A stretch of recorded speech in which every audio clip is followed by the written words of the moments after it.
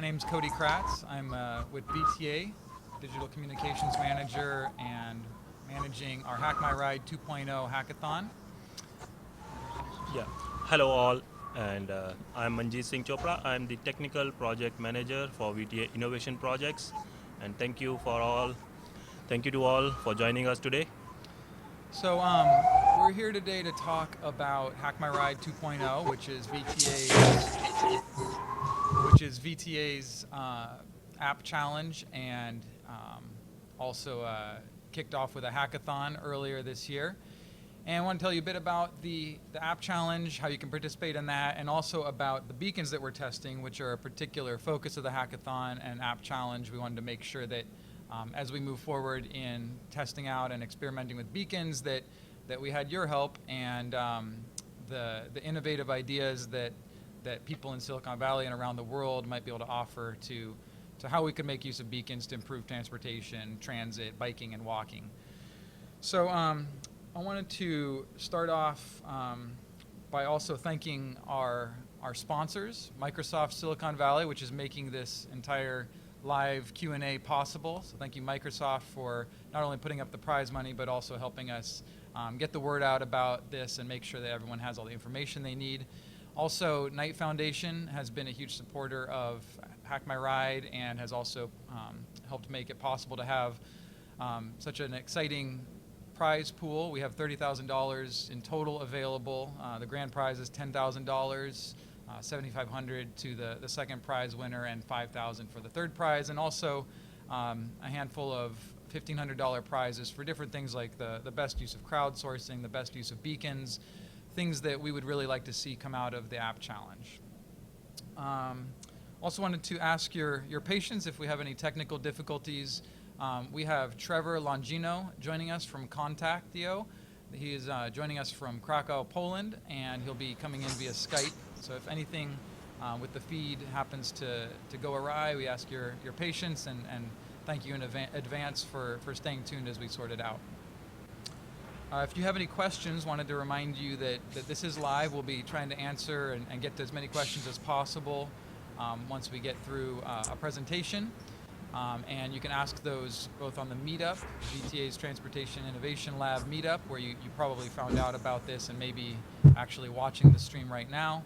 You can also go to hackmyride2.challengepost.com, which is the challenge website, and under the discussion tab, there is a place where you can jump into discussion, ask your questions there. We'll be monitoring that as well. And if you wanted to also tweet us at VTA, we'll be checking for questions there. And a fourth place you can ask questions is on the live stream on YouTube as well. There's a chat function there that you can use to ask any questions you have. So we definitely want to make sure we address any questions you have about Hack My Ride 2.0 or about the beacons. We'll also afterwards post all of the presentations, the answers, and an archive version of this video on YouTube and on the challenge site. So I wanted to first give a really quick overview of Hack My Ride 2.0. Kenny, could you switch us to the challenge site? So this is hackmyride2.challengepost.com. As you can see at the top, actually, recently ChallengePost renamed itself DevPost. All of our links actually point to the ChallengePost URL, which will take you right there, but you can do hackmyride2.devpost.com as well. You'll see we have the live stream of this webinar on there, and we also list all the prizes in case you wanted a reminder just what it is we're looking for. Some important features here are the rules, which are rather lengthy and involved. If you are making a submission, please make sure you read through those thoroughly so you understand what's required, some of the aspects that need to be a part of a successful submission, including a video. There may be some questions you have about the technicalities of that, and we're happy to answer those here on the webinar. And then I mentioned earlier we're taking questions and happy to answer them via the discussion board here. If you want to go ahead and just post a question down in this stream here, we'll get a notification, and we'll be happy to answer those during the live stream today. The deadline for the for the app challenge is September 17th.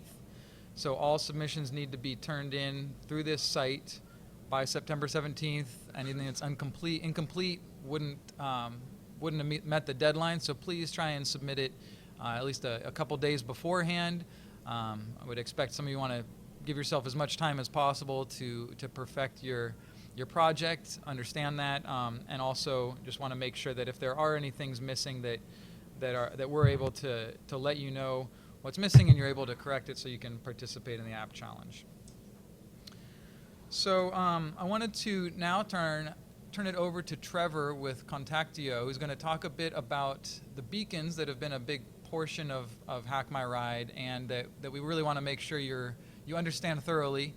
He's going to tell you a bit about technically how to use beacons and also how to conceive of some different ways they could be applied in some apps you might be thinking about or technologies you might be coming up with. So Trevor, we're going to turn it over to you, and I've got your presentation here. Awesome. All right. Well, hi, I'm Trevor Longino. I'm head of marketing and PR at Contact.io. I'll kind of start this presentation out, talk a little bit about Contact.io, but I'm not really here to sell you on getting the beacons from us. I just want you to know who we are, what we're doing, and then we'll talk about beacons from a kind of very beginning perspective, and then I'll have a discussion about some of the use cases you can see beacons are used in right now with Contact.io and with some other beacons out there around the world. You want to go ahead and start the presentation up, please? Okay. Awesome. All right. So Contact.io is a company that solves problems with proximity, and we do that with primarily Bluetooth beacons. Go on to the next slide, please. Actually, skip on to slide 3, if you would. There we go. All right. So beacons are interesting because they're part of what we're now using to create the age of context. And the age of context has had a whole bunch of names over the last 10 years I've been doing work in internet startups. They called it Web 2.0. They called it the semantic web. Now they're calling it age of context and the Internet of Things. And really what this is a new way for computers to understand what's happening in the world around us. And on the following slide here, we have a little bit of definition about what the Internet of Things is. But fundamentally, one thing that's really changed in the world is since we all carry around computers in our pockets now, no longer do we have to try and reach out with computers to grab information from the real world and put it back to these computers. You can do this all in your pocket, all with your mobile device. And there's a whole lot of interactions that come around from this. As you go to places, you can have smart interactions with the devices nearby, with the people nearby, with the space you're in itself. So then, of course, the question is, what role do beacons play in that space? And how do beacons get involved, as the next slide asks, in making the Internet of Things something that we're all able to participate in? And in the following slide here, we talk a bit about how beacons really are bridging the gap between the physical world and the digital world. And beacons are fundamentally a very simple device. What they do is they broadcast a single string of characters over and over again, 3 times a second.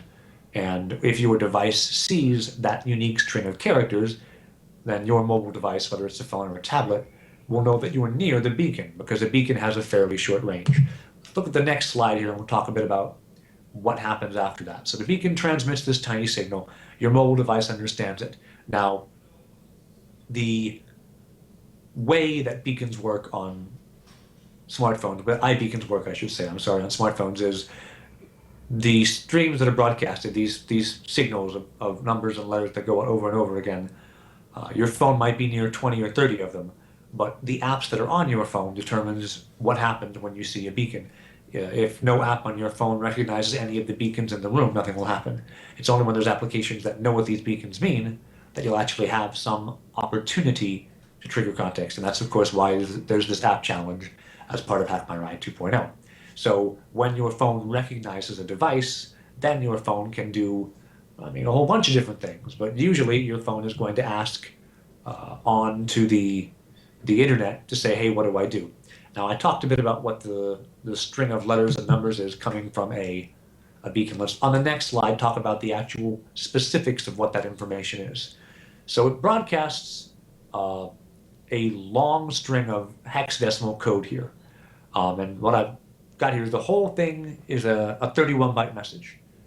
First, it identifies itself as an iBeacon, because you can obviously have Bluetooth devices that are headphones or keyboards or speakers or whatever.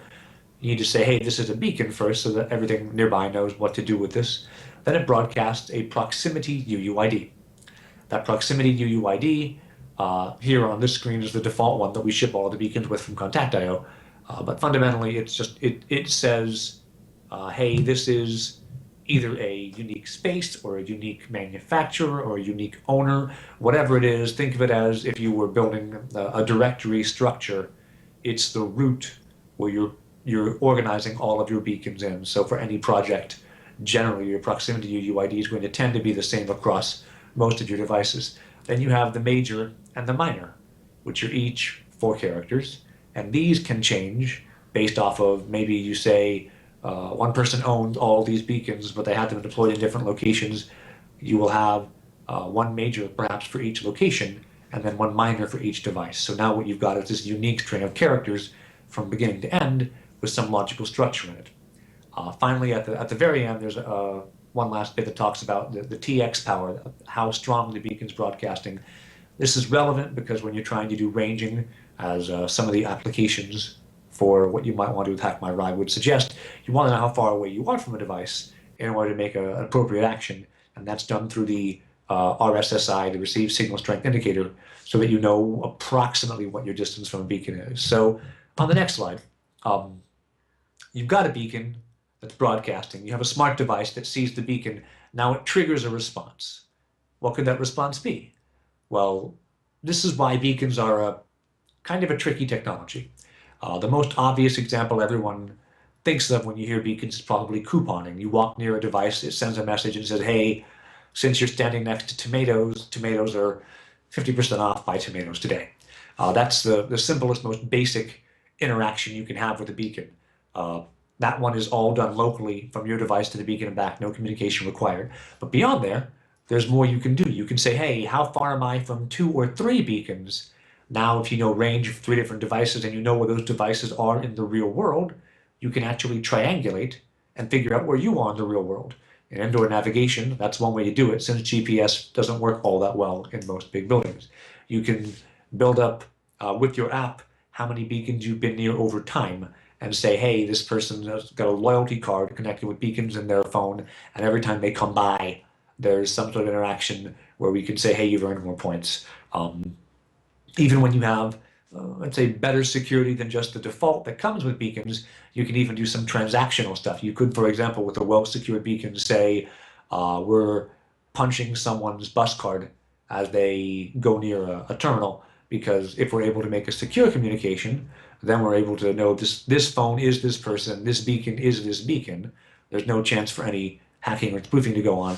And as a result, we can now say, this person's on the bus, we should use one of their Metro cards, transit, something like that. So that's the overview of a beacon. Now let's talk a bit about the technology behind what Contact.io is making for beacons. What you have here is the standard beacon we have is a Bluetooth smart beacon.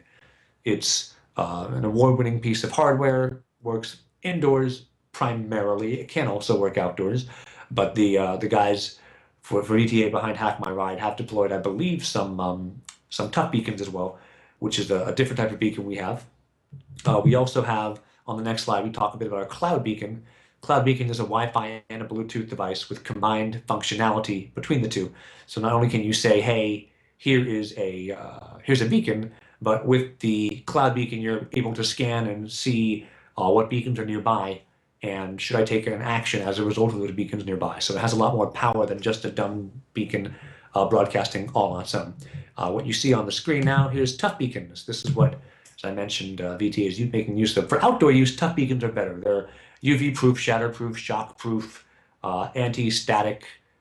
Generally, in most instances, when you want something that's not going to be placed on a wall and quietly left to do its own thing for a few years, a tough beacon's a better case for your beacon to be in, simply because it's much more rugged And also, it is a little bit smaller, and due to how the shape of the beacon casing is engineered, it actually has a little bit better range than our Bluetooth beacon does as well, only maybe 2 or 3 meters, but still, it's kind of interesting how they interact with things. And then finally, all these technological hardware pieces fit together into software that manages them all. Contact.io is a smart hardware company. We don't just sell beacons, we also sell all the hardware required to maintain and manage and monitor these beacons, so that if you need to change settings on them, or if you want to see what the battery life is, or any number of these sorts of things, there's a whole software stack to drive it all. Now that's the technology. More interesting, I think, for you guys, are talking a bit about the use cases that drive things you can do with beacons. So let's move forward to slide 17 here. We'll talk about something that's, I think, directly up your alley. Chicago Transit Authority launched a pilot project a while back, with beacon technology used in their transit area to see, hey, what can we do with beacons for riders? So there's a few things. One is the app notifies everybody at a given platform about train delays, any construction or emergencies, anything that might cause a change in the normal status. And they can message this directly only to people who are on that platform and not to everybody, because they know if you're near these beacons, then you get this message. If you're not, then you don't. It also works better, I think, than doing, all call over the tannoy, because most folks have headphones in and they're looking at their phone. So to receive an alert pushed straight there to your phone, it's pretty cool. Let's talk about McDonald's. Here's a pretty cool use case where beacons were used in a more advanced form. A loyalty program had beacons deployed at McDonald's to say, hey, when you come in, as you're waiting in line, if they were trying to push people to try out new iced beverages. What they found was 20% of the people who received an ad to, hey, try out, buy one, get one free on these frozen coffee drinks, 20% of them actually activated on that, which is about 3 or 4 times the usual ad response rate for mobile ads. But more importantly, 30% of the people who went and actually used that coupon to buy a coffee drink came back again later and used that coupon a second time to buy a coffee drink again. So it changed long-term behavior for users, which is a good example of the power of proximity to make someone change their mind and affect their behavior right then. Then we have at Graceland, Elvis Presley Museum, that's the next slide. There is kind of indoor navigation done with beacons, and also some location-based content. So as people were going around inside Graceland, they could see audio, video, and photos of what a given room looked like previously, or listen to a recording of Elvis Presley. Now, there's some capacity here to say, let's pull rich media off a server and stream it to someone when they come to a particular location that may be relevant to what you're trying to do for Hack My Ride. Then we had on the following slide, this is actually kind of a partnership we've been working with in a number of places around the world with Blind Square. Contact.io was originally founded actually as a solution to help the visually impaired navigate through museums. And while we've kind of gone on and done more things now, because we're offering tons of technology to a whole bunch of different companies around the world, helping the visually impaired is still very important to us. So this thing we're doing with Blind Square is actually fairly near and dear to our hearts. A number of transit portals around the world and other large spaces are putting beacons in the area, so that as you go into the space and you have the Blind Square app installed, it will narrate to you what's nearby, where the stairs is, where the fire escape is, where the elevator is, whatever it is that's around you. It's interesting, so you can figure out how to get where you want to go. Give people a lot more independence as they're visually impaired trying to navigate through space. And the last use case I'm going to talk about here, just briefly, is to discuss universities. We have Campus M attendance monitoring has a very simple presence-based app where a student has a smartphone, they install the Campus M app. When they go to class, it looks at the beacon, make sure they're near this beacon, and it records not just were they there when attendance was taken, it records are they there for the entire class, when did they show up, when did they leave. So it helps professors get a better understanding of who's in their class and for how long. You can do similar things yourself with proximity-based presence as well. So that's the overview of what the hardware is, what the software is, and what you can do with beacons for your own. I hope that we've helped spark some ideas for you to think of clever ways to hack people's lives. And that's my presentation. We have some questions and answers, I assume. I hope you have answers. I know we have questions.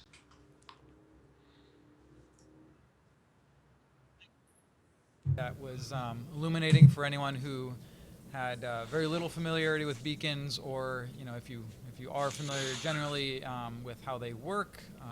We're happy to get into some of the technical details, make sure that that we're helping you sort through all the nuts and bolts so that your app will work. I wanted to mention, and we'll get into this a little bit shortly also, that we do actually have some of these beacons installed in our system in a very limited, on a very limited pilot basis. That's one of the questions that's actually come up, and actually we'll maybe start with that as a question from Manjit here. Tell us a little bit about the testing we're already doing, where people could use these beacons, and also also where to find information about that. And I'll show some of that on the screen here in a minute. Okay, thank you, Cody. So yeah, we have right now 10 beacons installed at our Great Mall Transit Center. So if you have something developed or in the process of developing, so you can go there and test your app. And we're in the process of deploying about 10 or 20 beacons on the express buses, and that will be done by the second week of September. So we are deploying there also on the express buses to so that you can also test your app on the express buses. So that's the timeline on the beacons deployment, and I'll pass it on to Cody.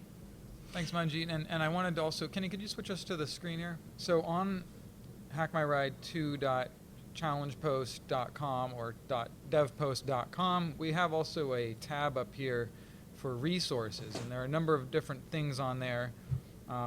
One section, I'll just go in order here. One section has to do with the open data that we've made available, that some of which needs to be included in a submission to the app challenge. Doesn't have to be any particular one of these. You have some options here, whether it's our schedules and routes, also known as GTFS, or real-time data that's provided through 511.org, or any other data you find in there. The other kind of data we're making available really is the beacons, and in order to use the beacons, you'll need to make use of this API key that we provide here. It would probably be a really good starting point for you to visit docs.contactio.com to learn about how actually to develop an app using Contactio's SDKs. That's actually docs.contact.io. It's not .com. I'm sorry, docs.contact.io. I think I misstated that. Trevor was correcting me there. Thanks, Trevor. And then there's also a download here where you can see the locations of the beacons that we're testing that Manjit was mentioning. I'm going to open this up real quick here.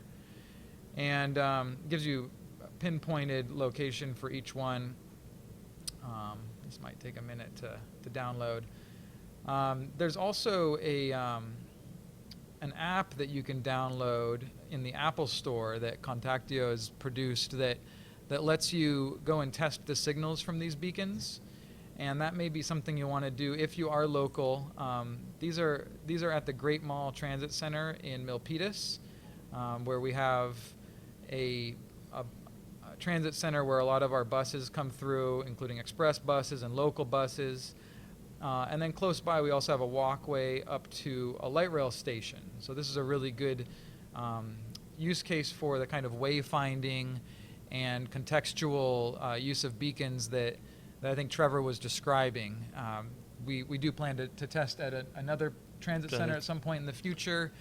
So we're really exploring the use of beacons on these static locations, like on a particular bus stop sign on the actual pole itself, as you can see here, or near an elevator. One of these photos shows one of them installed near an elevator. So these can be really useful for people who are navigating our system, perhaps in a wheelchair, perhaps with some kind of visual impairment. This is something we're really looking forward to seeing ideas from you all on. Part of the big point of doing an app challenge for us really is to tap the talents and creativity of all of you out there. So we really are curious to see how you would make use of this technology. Let me just make sure if there's anything else on here I wanted to make sure you knew about. Obviously, we'll also have this webinar, and we have our previous webinar available here in the resources section, and this presentation that Trevor just went through is available there for download. So if you wanted to go back and reference anything we've discussed today, or if you wanted to share it with a teammate or a colleague, you can always visit the resources page at hackmyride2.challengepost.com and find all of that there. Yeah. So we'll come back to us here. We have some other questions here. Wanted to answer some questions that have come up about Hack My Ride itself. One of them is a really fair question. How will the winners be selected? How will the judging go? How will the judges look at your submissions? And a lot of information about that is available on the challenge site, just so you can plan. We're judging, or our judging panel includes some folks from, some of our executives from VTA. It also includes some representatives of our sponsors, including the Knight Foundation. It includes a venture capitalist, a general partner from Benchmark Capital named Bill Gurley, who is on the board of Uber and many other, also Nextdoor, many other successful technology companies, and therefore has a lot of awareness of what's out there, and hopefully we'll like what you guys come up with. That's a really good opportunity for you to get visibility with the venture capital community. And then Nathan Lamb is a product marketing lead and also works around hackathons and app challenges at Uber. And obviously they have a lot of familiarity with smartphone apps that support mobility. So what they'll be looking for is also described here. Number one, the quality of the idea. So this includes creativity and originality. We really are looking for you to go beyond anything that's out there today. There are a lot of trip planning apps. There may be some ways that you could creatively do a better job of helping people plan their trips, or helping certain people plan certain kinds of trips. But we're really looking for originality and creativity. If our judges are seeing things that they've seen before in a lot of other apps out there, that might not be as appealing to them. But if you have an idea that they have never seen before, it's really creative and innovative, that might give you an edge. More than that, or beyond that, also is the implementation of the idea. So we did a hackathon to start this app challenge, and there we were really looking for the ideas for you to be brainstorming these and maybe prototyping, but really focusing on what potential users would be looking for, what they need. This second criterion is all about how you implement it, how you execute it, and how complete your execution is. So, if all you have is a really rough idea, go ahead and submit it. If someone else has a similarly high quality idea but has done a lot more work on refining and polishing their app, they might have a bit of an edge. So I'd encourage you to take it as far as you can. Recruit new team members that you think might be able to help you with the user interface or the data architecture, anyone who might be able to add some polish and refinement to it, and spend the time to make sure that you're doing the best you can to compete for that $10,000 prize, because that could really help you launch a company or take some time off to pursue this idea. Also, third is the potential impact. So a high quality idea or something really creative, very well implemented. We're hoping to see a number of those, and also then take a look at how much those could really impact transit ridership growth. We're looking for solutions that would help us improve the transit experience in Silicon Valley, and also that might have an impact far beyond Silicon Valley. A lot of our residents and commuters and workers and visitors are people that use transit and move around in other cities around the world. So if what you develop could not only make a big impact in Santa Clara County, where we're based and where we're focused, but also when people go to New York or to Shanghai or to India or to New York, I'm sorry, to New York or to London, that might also be something that gives you an edge. So think about impact, implementation, and the quality of the idea, and that's really how our judges will be making their decisions. Just real briefly, while we're on the topic here, I just wanted to remember that you need to be registered. There are certain requirements about who's eligible. Look in the rules section for that.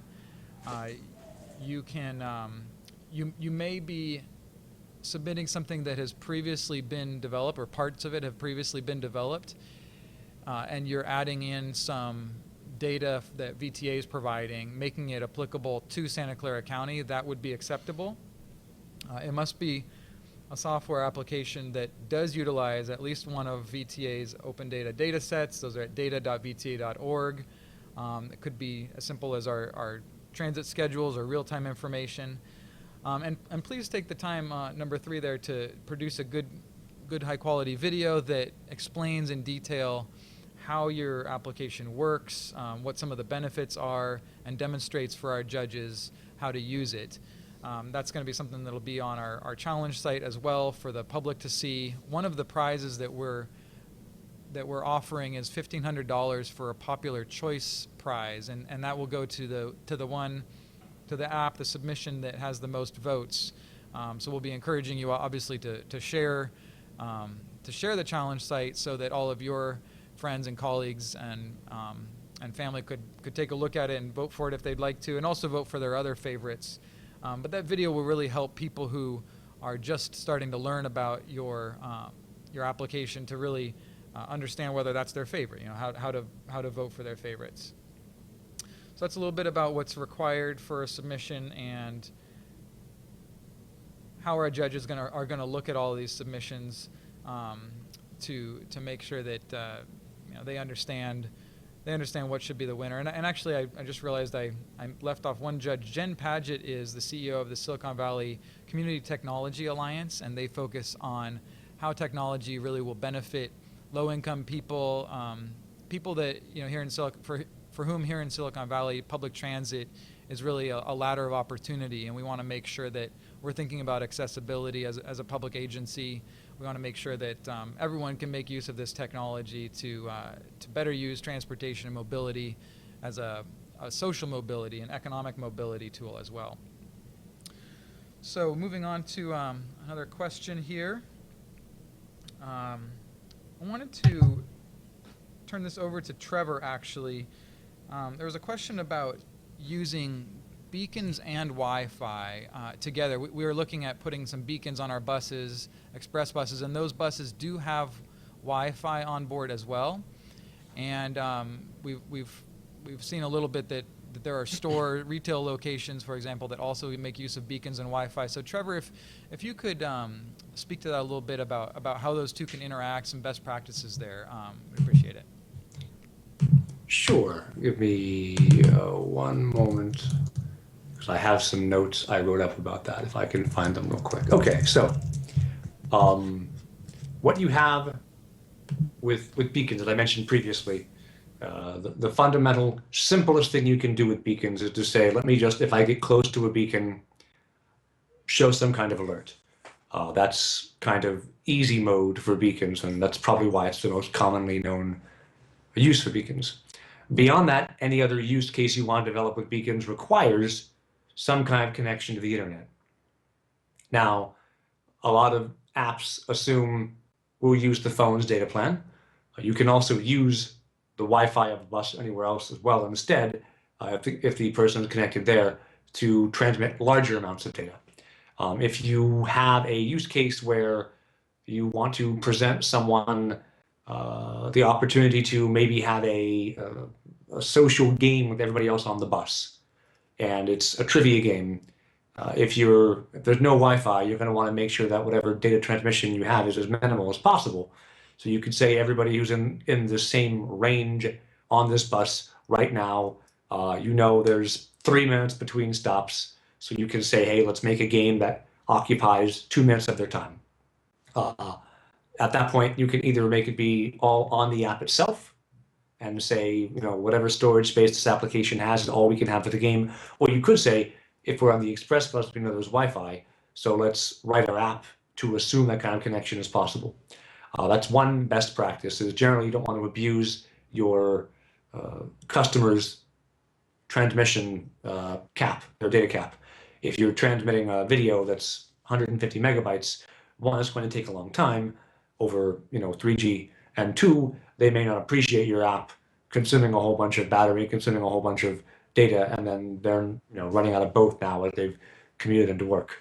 Another thing you can do with Wi-Fi and beacon connection is to be able to say, as this device is engaging with a beacon, you can make it where the gateway for Wi-Fi is, for example, automatically handled, and you can use some sophisticated back-end communication saying, I know this is the beacon you're near, I know what the Wi-Fi login and password for this particular bus's internet should be, let's handle that for you. That's another use case. One other thing to be concerned about is Wi-Fi and Bluetooth transmit on the same frequency. So you may find that there's some difficulty on ranging either Wi-Fi or on ranging the beacon because there will be some slight amount of overlap in what their signal is broadcasting. Did that answer what you were looking for, Cody? Yeah, I think that did it. Thank you very much, Trevor. So a couple of questions have come in on the on YouTube, and I wanted to get to those next. So thank you guys for your questions. One is about how beacons could help people who are in a wheelchair or part of a disability program, how it could support their mobility. And this is something that's definitely been a topic of discussion at VTA. We see a lot of benefits there. I wanted to turn that over to Manji to describe how that could help out. Yes, so we're piloting out some sensors on the bike racks and on the wheelchair racks. So with that technology, if you have a beacon, or we can put a beacon also on those racks.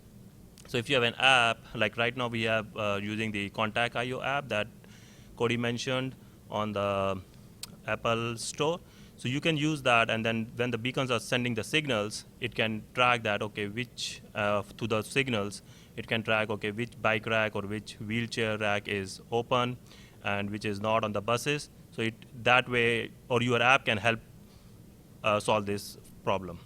Yeah, so really a capacity measurement issue, and sometimes it's really hard for someone who's waiting for a stop, whether they're in a wheelchair or have a bike, to know in advance whether they're going to be able to get on that bus. And so there are a number of different ways we're looking to solve that. Beacons may help. Another benefit is simply the wayfinding benefit of beacons, and someone who is trying to navigate our system and maybe in a mobility device and a wheelchair, beacons might be a really useful tool for helping them find the best route for their kind of mobility needs. We could definitely see some benefits to having smartphone apps or iPad apps that are focused on their needs and that of that community, and not necessarily sending them in a direction that might have, so it could send them in a direction that would have the curb cuts and make sure they'd have the access they need, or bring them to the elevator so they're able to get up to the light rail station, things like that. Hopefully that answered your question. This is more of a technical question from Harsh, so I'm going to ask Trevor to answer it. This is about the TX power of 3 that is one of the settings available for the beacons. He's asking, this would imply a range of 35 meters. Is 35 meters too much? Should the range be shorter, like 6 to 10 meters? Trevor, could you go ahead and answer that question, please? Sure. It's kind of hard to answer because it depends on the use case that you're intending to deploy your beacons in. I think VTA is trying to kind of strike a happy medium for broader number of use cases. If your TX power is all the way up at 7, you're going to have, in ideal situations, like 100-meter range, and that's not always going to be great because that means in a place like one transit station, you might see all the beacons there. This is not ideal. A 30-meter range is, this is in ideal circumstances. Once you have people involved, atmospheric conditions, if there's rain or smog, something that's got some moisture in the air, this will decrease some. So making sure that you've got a little more power than you might want if this was an ideal, perfect vacuum is wise. And also because you can see RSSI as you are looking at how close or far away you are from a beacon, you can not just say, hey, as soon as I see a beacon, take an action. You can say, when I get close to a beacon, which is kind of a squishy term, then take action. And then you'll need to tune your application with some real world experience in a given venue to know exactly when your beacon's far, close, and immediate ranges are. But that's a built-in functionality for iBeacon, is to say, if you're within a meter of the beacon at TX power 3 with an RSSI of however many decibels, or if you're at close, which is a couple meters, or far is as far away as you can detect, you can have different interactions there you want to have your beacon engage in. Thanks, Trevor. Harsh, could you let us know in the chat there whether that answered your question, or if you have any remaining questions? Otherwise, we're going to move on to another question that has come up. So this has to do with relatively advanced use of beacons. I'm not sure whether it's something that everyone's planning to do with the beacons, but it's something that can be done, I understand. So I'm going to ask Trevor to speak to it a bit. How can you use multiple beacons to triangulate a person's precise location, say in a shopping mall, or at a major entertainment venue, or at a transit center, for example? Sure, okay.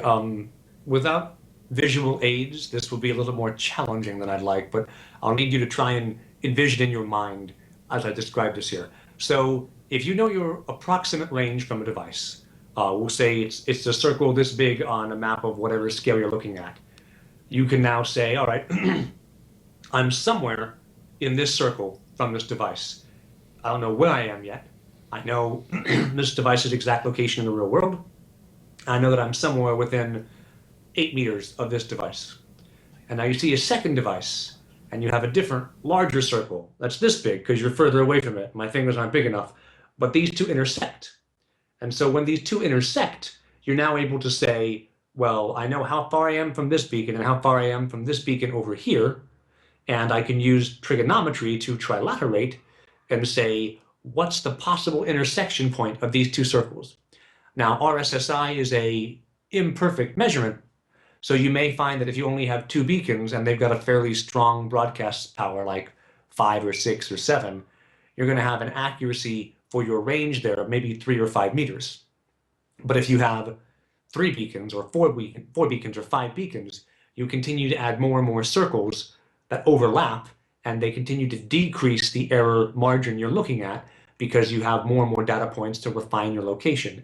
So what Contact.io has found is if you've got 3 or 4 beacons that have broadcast power of around TX3, you can usually get a accuracy reading to about a meter, meter and a half. And then if you're doing some smart decision making beyond then, like you're going to assume people aren't inside walls or inside aisles that are actually the shelving, you can then further narrow down the accuracy to where you're down within, under a meter for exactly where someone will be. Was that clear enough without a whiteboard and diagrams, Cody? I think so. Hopefully that answered the question. Thank you, Trevor. So I want to remind folks we are going to be ending around 11. That was our scheduled end time. I'm not seeing any additional questions on the YouTube stream. So if you have any, please go ahead and put them there right now, or ask them on the Meetup page. We'll check one last time here. But there is one other question that had come in, and this is relevant for all of you who are outside of the Bay Area and therefore not able to go and actually test your app with our beacons at the Milpitas Transit Center or on our buses.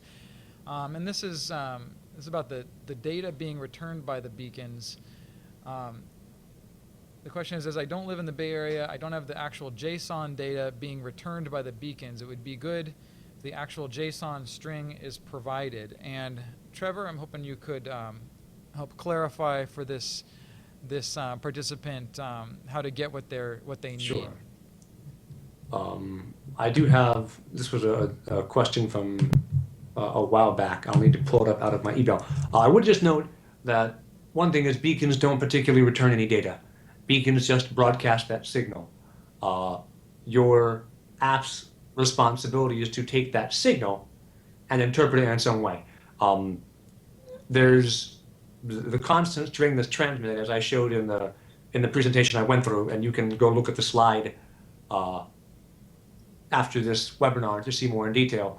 That's the data the beacon itself transmits. There's no real JSON format to that. It's just iBeacon format of character string. If you need an example of how beacons transmit for your own application for testing purposes, you can, depending on your level of expertise, if you have almost any Bluetooth device that you have kernel level access to, you can run, there's some open source Python scripts that can make almost any device broadcast as a beacon. Beyond that, the actual format itself is, as I mentioned, very standardized, and if you connect via the API to HackMyRide account, that's when you'll get some JSON data on actually the beacons, what they're transmitting, and the battery life and other information on the beacons. If you need specific information on that, I can't really easily rattle it off over the air, but I will send Manjit an email that talks a bit more about that, and he can post it onto the HackMyRide challenge post site for your edification. Yeah, so I'll just have one thing to mention, that all these questions and all these might be some answers will be posted on hackmyride2.challengepost.com, and I think the presentation is also there. There is a slide talking about 31 bytes that the beacon is sending that signal. So those 31 bytes are the signals that's almost every day, like the beacon is transmitting those 31 bytes. So based on that, your app can accept that request, and then based on that, you can do something with your app. But if you don't have your app, for now, you can see, you can go to the App Store or on Google. There is a free app from contacts.io. You can download that and go to, if you are in the Bay Area, you can go to the Great Mall and then see those signals are transmitting from those beacons. Yeah, and if you want the JSON data that's actually about what this beacon is transmitting, as I mentioned, you'll need the API key, and you'll need to actually interface with VTA's account for Contact.io, and I'll make sure we get some information over to Manjit so he can specifically post on the HackMyRide site what that would look like. Thank you, Trevor. So I'm not seeing additional questions on the YouTube chat feed or on the Meetup page. Harsh, I saw your comment about the TX power. We'll go ahead and look into that and see if any changes need to be made. I did want to underscore that all of this information and any additional answers we have, additional resources that we pull together, we will post at hackmyride2.challengepost.com. So under that resources tab, you'll be able to find whatever you need. And we also will definitely be more than happy to answer any follow-up questions you have. You can ask them through the challenge site in a discussion. You can tweet at us. You can use any of the means of contact that we've shared related to this webinar, and we'll make sure to share the answers we come up with everyone in some way, so that everyone has a way to benefit from that. So if anything comes to mind after this, please feel free to reach out. Otherwise, we're going to go ahead and end the webinar. We're going to post this on VTA's YouTube channel. It'll be archived there, and we'll put a link on the challenge website. And we thank you all for joining us, and especially wanted to thank Microsoft Silicon Valley and Kenny for all your help putting this together. We hope you all found it helpful. We appreciate the ability to have some dialogue back and forth with you all.